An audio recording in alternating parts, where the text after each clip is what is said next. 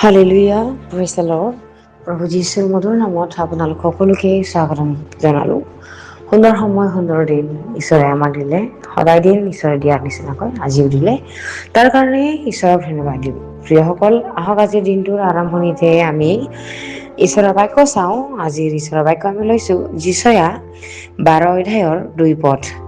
ইয়াতে ঈশ্বৰৰ বাক্যই আমাৰ কাৰণে কৈ আছে, চোৱা, ঈশ্বৰ মোৰ পৰিত্ৰাণ, মই ভৰসা কৰিম, ভয় নকৰিম, কিয়নো যিহোৱা যাহ মোৰ বল আৰু গান, তেওঁ মোৰ পৰিত্ৰাণকৰ্তা হ'ল।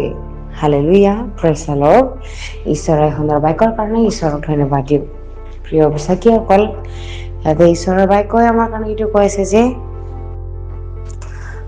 ঈশ্বৰ যিহোৱা মোৰ পৰিত্ৰাণ, মই ভৰসা কৰিম, ভয় নকৰিম বুলি কৈছে। আজি আমি প্ৰাৰ্থনা কৰা কালত আমি ডাঠি কৰি এই বাক্য লৈ প্ৰাৰ্থনা কৰা উচিত যে যিহোৱা মোৰ বল হয় আৰু যিহোৱা আমাৰ ভৰসা ৰখা ঈশ্বৰ হয়। আমি কাৰো কাৰণে ভয় কৰিব নালাগে। আমেন।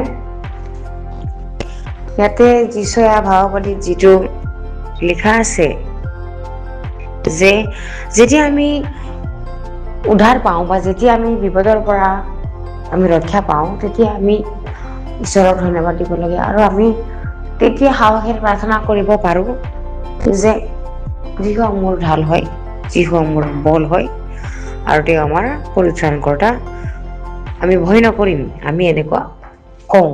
তো বাক্যও এইটো কৈ আছে আমি ডাঠিকৈ প্ৰাৰ্থনা কৰিব লাগে। যেতিয়া আমাৰ আশাহীন হৈ যাওঁ, আমি যেতিয়া বিপদ আহে, তেতিয়া আমি হাৰ মানিব নালাগে। তেতিয়া আমি অতি দুৰ্বল হ'ব নালাগে, কিয়নো ঈশ্বৰ আমাৰ লগতে থাকে। আমাৰ হৃদয়, আমাৰ শৰীৰটো ঈশ্বৰৰ মন্দিৰ হয়। সেইকাৰণে আমি যিমান পাৰি ঈশ্বৰৰ কাষত চাপিহে আহিব লাগে আৰু ঈশ্বৰৰ কাষত আমি আৰাধনাহে বেছিকৈ কৰিব লাগে, যাতে আমি বল পাওঁ, যাতে ঈশ্বৰৰ ওচৰত আমাৰ আদৰ-ৰুচিটো যায়। হালেলুয়া। প্ৰিয়সকলৰ কাৰণে মই এইটোৱে ক'ব বিচাৰোঁ যে যিহোৱা আমাৰ ঢাল হয়, যিহোৱা আমাৰ বল হয় আৰু তেওঁ আমাৰ গান হয় আৰু পৰিত্ৰাণকৰ্তা হয়। আৰু আমি কেতিয়াও ভয় কৰিব নালাগে, আমি তেওঁৰ ওপৰত ভৰসা কৰিব লাগে। হালেলুয়া। প্ৰিয়সকল, মই বিশ্বাস কৰোঁ এই বাক্যৰ যোগেদি আপোনালোক সকলোকে আশীৰ্বাদ প্ৰাপ্ত হৈছে বুলি। আহক আমি একেলগে প্ৰাৰ্থনা কৰোঁ। ধন্যবাদ প্ৰভু সুন্দৰ বাক্যৰ কাৰণে। তুমি যে আমাক সাহস দিছা আৰু তুমি যে আমাৰ বল হয়, তুমি আমাৰ গান হয়, তুমি আমাৰ ভৰসা ৰখা ঈশ্বৰ, পৰিত্ৰাণ হয় তুমি আমাৰ। প্ৰভু তোমাক ধন্যবাদ দিওঁ আমাৰ গোটেই জীৱন কালটো তোমাতে ভৰসা কৰি চলিবৰ কাৰণে। প্ৰভু এনেকুৱা মন, এনেকুৱা হৃদয়, এনেকুৱা আশীৰ্বাদ কৰা প্ৰভু। এই বাক্য যিসকলে শুনি আছে সেই সকলোকে তুমি একে সমানে আশীৰ্বাদ কৰিবা। সকলোৱে যাতে তোমাৰ ভৰসা কৰে, তুমি যে ত্ৰাণকৰ্তা হয়, সকলোৰে চকু মুকলি কৰা। ধন্যবাদ।